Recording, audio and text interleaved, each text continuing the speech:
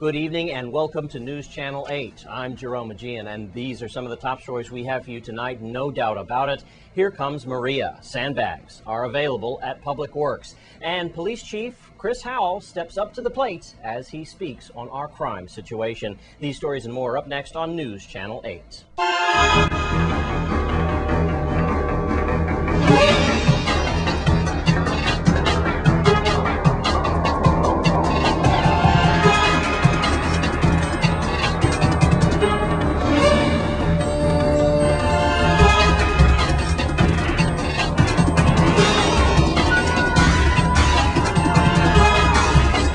In our top story tonight, all eyes are on Maria. And let's check in with Rafael Mojica at the Weather Service. Tropical Storm Maria has weakened a bit. It's still a minimal tropical storm carrying 40 miles per hour. The system is expected to track very near the island of St. Croix on Saturday, late Saturday. However, given its poor organization, the track forecast remains rather uncertain. We know for sure that we're not going to be dealing with a hurricane here, mainly a minimal tropical storm or possibly just a tropical wave, really. The main threat with this system will be heavy rains along the track. But because the track remains uncertain, still a chance the system could actually deviate more to the south and stay south of the islands. But on the track of the storm, rainfall amounts of 4 to 8 inches of rain are possible. That could cause fast flooding. So that's the biggest threat with it. Gusty winds 20 to 40 miles per hour to the north of where the center tracks. Again, we want to thank Rafael Mojica of the Weather Service in Puerto Rico, and we will keep you updated as to what's happening with Maria in the weather forecast towards the end of the program. Well, now let's see what's happening out there with everyone else and the preparations for Maria. News Channel 8's Wes Small is at Gallows Bay. Thank you very much, Jerome. We're going to get right to it. Tropical storm Maria. I'm here with Senator Positive Nelson. It's not a planned political interview. I'm here to get man on the street interviews about how you're shoring up for your property and your home and so forth. And Senator, I just talked to Christine Lett from Vitima. They just came out of their emergency planning meeting. And the news is not good, sir. She's starting to take a turn to the south. That's not what we wanted to hear. You think we'll be okay? And how's your family and your property? Okay, well, thank you very much, Wes. Well, prayerfully, we should be okay. We never know, because as much preparation as we can do, we never know how hard this thing will finally impact us. I would, I guess, advise to anyone, or once it starts raining heavy, if you don't have to be on the road, stay off the road. You know, we have a curiosity concept, all of us. We want to get out there and see what has occurred, or what the waves looking like. Yes, sir. So please just be careful. I myself have to go to Gallows Bay Hardware, get a few things to secure my farm and some of the items on my farm from being blown away. Some animals have to be put away during this time. But just be safe in what you do, and remember, life is more important than materials. And now we have Emil here as we're a little deeper inside the hardware store. Emil, how's you and your family looking out for the storm it's approaching? It is approaching this weekend. There's no ifs, ands, buts about it. Well, we are closing our hurricane shutters and our storm shutters. We're stocking up on water and oil for our lamps. As you can see, Gallows Bay Hardware, they're right on it. Look, they're tracking the storm. And that bad boy is going to be coming right over us, unfortunately. Her name is Maria, but you are no stranger to hurricanes, bro. If you're in the Fort Lauderdale area, you're right in the alley. Not at all. I mean, we always get hurricanes on there, and we have to prep ourselves for it. To be honest with you, if I knew a hurricane was coming, I would not be here, because I left my family back home, and I hope it don't go down that way. What's your name? Kenny. Kenny? Yes. How you doing, bro? I'm great. How's everything? All right, good, man. You ever heard of Maria? Yeah. She's coming this way. Yes, she is. All right, well, how about you and your family and your home? You think y'all will be okay with this one? We'll be okay. We done prepare our food. You got some dry food stashed up? We got our dry food stashed up. We got plenty of water. Yeah. Everything to get us by. All right, you got your significant other ready to, to camp out through the storm? I wish. You wish? A little too much information from my man. Gonna get him in trouble.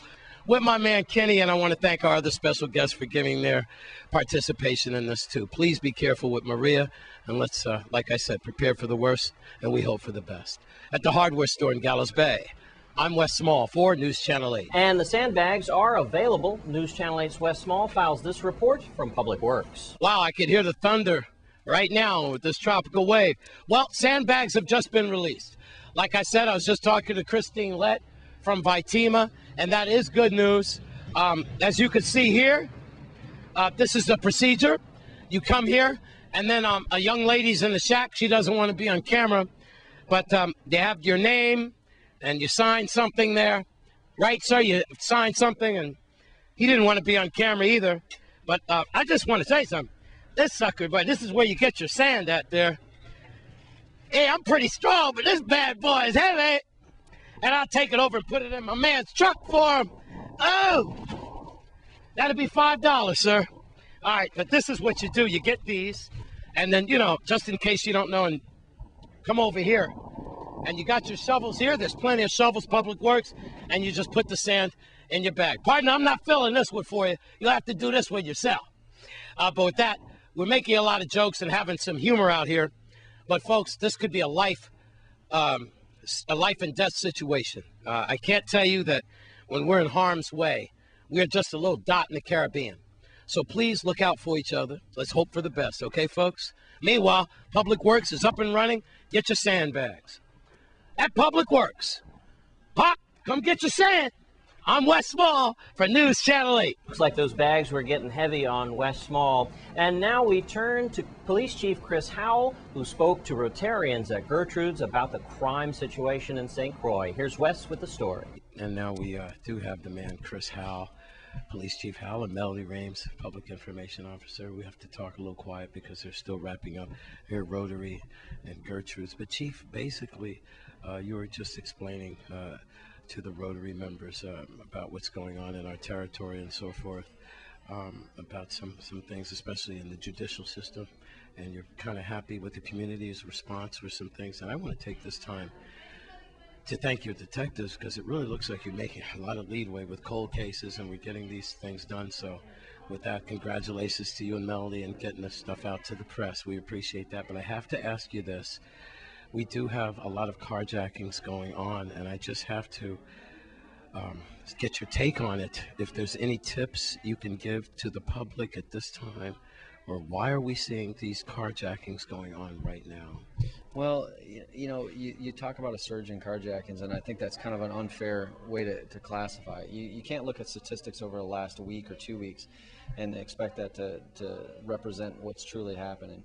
We have had some carjackings and attempted carjackings. We had an auto theft night before last. But the flip side of that is we recovered that car the following morning within about 6 to 8 hours of it occurring. And so, you know, we are aggressively looking at these cases, and of course carjacking is a federal crime. So I've been speaking to FBI, and FBI looks like they're interested in adopting some of these cases over on the federal system, which will get a bigger bang for the buck as far as the prosecution and sentencing goes on that side. And so, you know, I wouldn't call it a trend, I wouldn't call it a spike. I would just say that we are having some, and we're actively enforcing it.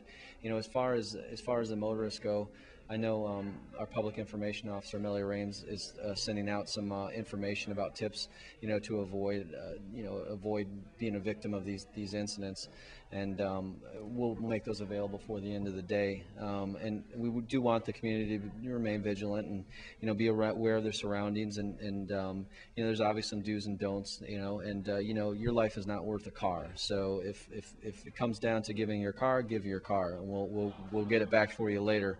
And that's what insurance is for, you know. But you know, as far as the enforcement side goes, you know, we want people to get good descriptions of the people. Yes, call that 911 as soon as humanly possible, so we can get right on these things and you know, hopefully apprehend the individuals that are involved. All right. Good enough. I have to ask you this, with Rotary and the neighborhood watches and things like that, are you happy? Because I was listening to about old Friedenborg and how you had the suspect in custody and so forth, and I've heard you make some compliments about the community for neighborhood response and watches. Are you happy with the community's response to crime and linking up and getting these suspects behind bars? Well, you know, community partnership is huge in law enforcement. If the community is behind the police department is infinitely a stronger body than it would be without. And you know, we do have Crime Stoppers that we're getting a lot of tips from.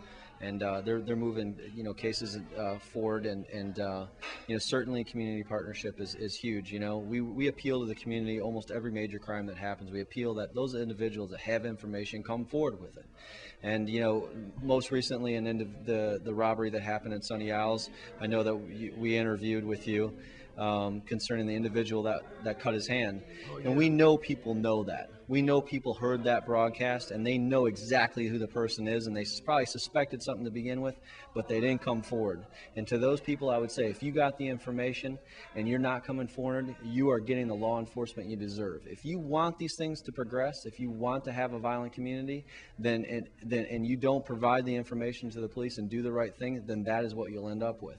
And so, I'm pleased with the success of the community. I'm pleased with the information they brought forward, but still at the same time, I know there's people out there with information that could provide on these cold cases and other investigations that they're not coming forward with, and I would appeal to them to do the right thing.